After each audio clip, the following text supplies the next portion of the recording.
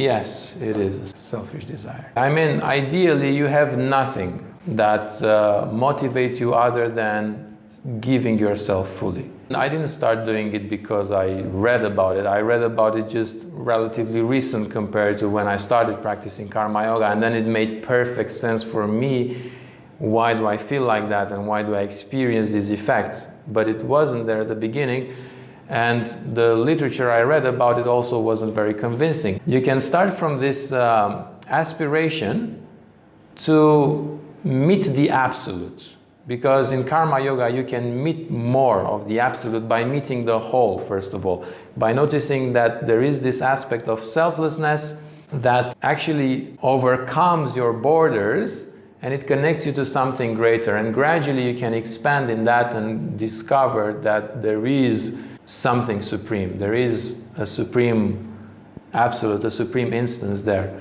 And if you have this desire, yes, you can use that, because that's considered in yoga the only attachment that you can have, the attachment to the absolute, the desire to meet the absolute. This is the only beneficial desire. But then everything else will bring a degree of impurity to your actions. You'll not be there fully. I mean, what level of selflessness is that when you still want something for yourself? Yeah, I want that happiness for me. So then, by being selfless, but I'm being selfless because I want something. It's not, you see, it's not exactly selflessness. I would say just try it as an experiment. But try it in a way that you pay attention, first of all, to what do you normally gain in your karma yoga activity. Maybe you gain appreciation from us. Maybe you gain an inner feeling that you're better in your own eyes, you're a better human being because you're doing something selfless. There are many things that we can trick ourselves into that we don't perceive as being selfless or selfish desires. We bring them still there unconsciously into our karma yoga activity, and I'm still doing that, and I'm still analyzing myself constantly. Okay, what is it? Because when I started being a teacher at Mahasiddha, initially it was very appealing to suddenly be in the center of attention. You know, you're there in the front of the class and everybody looks at you and listens to you, and that's nourishing the ego. It's feeding the ego very nicely. For a long while, I unconsciously nurtured the desire to be a better teacher so I can be even more shiny in front of the class, even more attractive, even more, appealing, and receive even more attention and appreciation. But it took me some digging to realize that.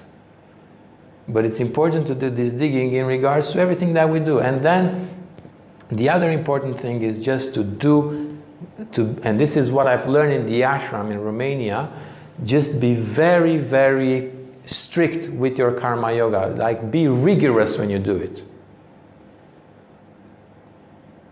And generally speaking, spiritual practice, do them rigorously.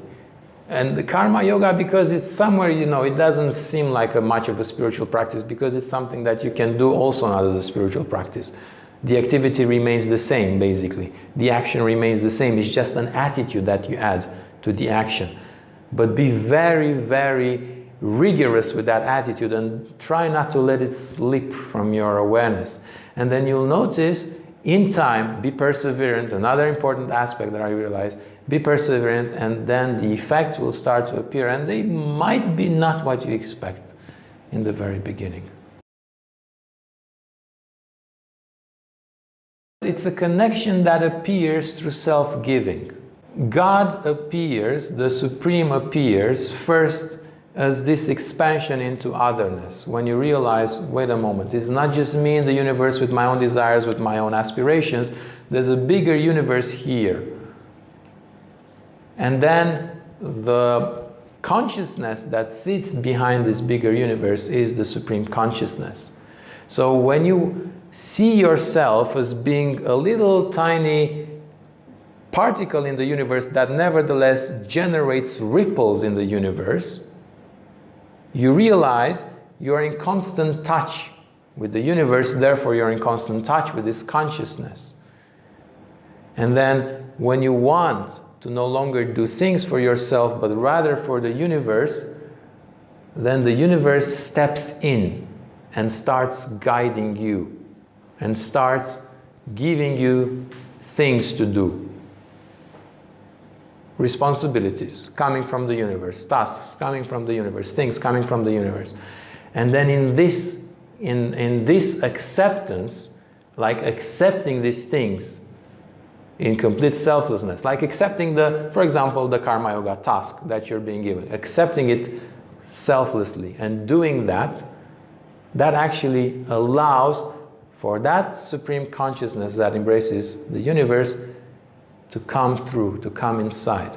And then you feel it inside, and it's mysterious, but you feel it acts through you. The idea is not to mistake the messenger for the one who delivers, for the one who sends the message, because the messenger can be anybody in the universe. Sometimes, you see, in this context, we are the messengers, and we say, guys, there's a task at hand that needs to be done. This is it. Write a blurb for a Facebook video. Write a description. Do something. Do a newsletter, you know. But this is actually, when you receive it in that selfless state,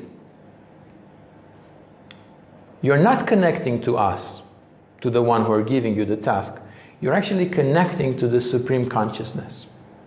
And this builds up this perception of the Supreme Absolute. Hey guys, if you like this video, make sure to like and subscribe to our YouTube channel for more content on spirituality, Tantra and more. And if you want to sign up for our online classes or for our retreats, you can see our website on the description below.